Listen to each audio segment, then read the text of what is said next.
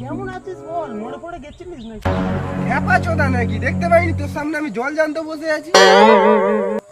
আরে সেই স্কুল জীবনের পর কতদিন পর এখন দেখা হলো, তাই একটু ভাই তোর সেই স্কুল লাইফের কথাগুলো মনে আছে? হ্যাঁ, সব কথা মনে আরে আছে তোর আমার। সেই চোখটা একটু টেরা মতো করে প্রিয়াকে মনে আছে? যে আমার এক্স ছিল।